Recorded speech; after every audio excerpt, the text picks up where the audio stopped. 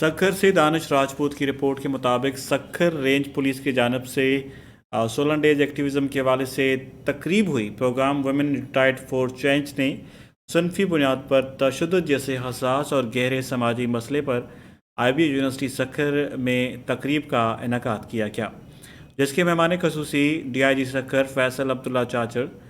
دیگر مہمان گرامی میں فدا حسین سولنگی، رخسانہ منگی، FIA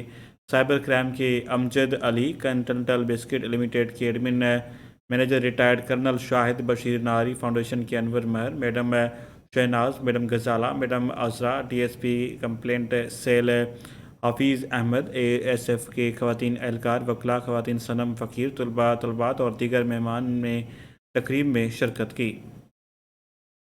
16 دن کے جو بھی ایکٹیویٹیز ہوتی ہیں، جس طرح کی بھی ہوتی ہیں، اس میں اس تھیم کو ضرور شامل کیا جاتا ہے۔ تو اسی حوالے سے یہ پروگرام بھی آرگنائز کیا گیا ہے، اور اس کا مقصد بھی یہی ہے کہ ہمارے جو اسٹوڈنٹس ہیں، عام عوام ہے اور فیکلٹی ہے، لائن ڈپارٹمنٹس ہیں، ان سب کو انگیج کیا اس لیے ہی جاتا ہے اور گیا بھی ہے اس ایونٹ میں، تاکہ ہم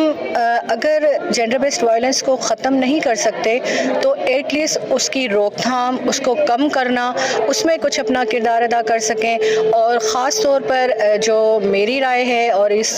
بات کو میں ہمیشہ کوٹ بھی کرتی ہوں، کہ ہم سینسٹائز کرتے ہیں۔ السلام علیکم، میرا نام سردارہ ہے، I am a transgender activist Sukkur, اور میں یہ سمجھتی ہوں کہ آج کا ٹاپک جو ہے وہ ٹرانسجینڈر کمیونٹی کے لیے جینڈر بیسڈ وائلنس کے اوپر ہے، کہ جس کے اندر کمیونٹی کو بہت جلدی ٹارگٹ کیا جاتا ہے، اور اس طرح کی ڈسکرمنیشن کے حوالے سے جو ہے ہمارا ایک فورم ہے جس پہ ہم اپنی بات بھی کریں گے، اور اس میں ہم یہ بتائیں گے کہ ٹرانسجینڈر کمیونٹی کے ساتھ، مارجنائز گروپ کے ساتھ زیادہ یہ چیزیں ہوتی ہیں، اور GBV کو روکنا ہوگا۔ اور اس کے لیے ڈسکرمنیشن اس لیے بھی ہوتی ہے کیونکہ ٹرانسجینڈر کمیونٹی کے پاس کوئی فورم نہیں ہے، ان کے پاس کوئی جابس نہیں ہے، کوئی سسٹم نہیں، گورنمنٹ کی طرف سے کوئی پالیسیز بن جاتی ہیں،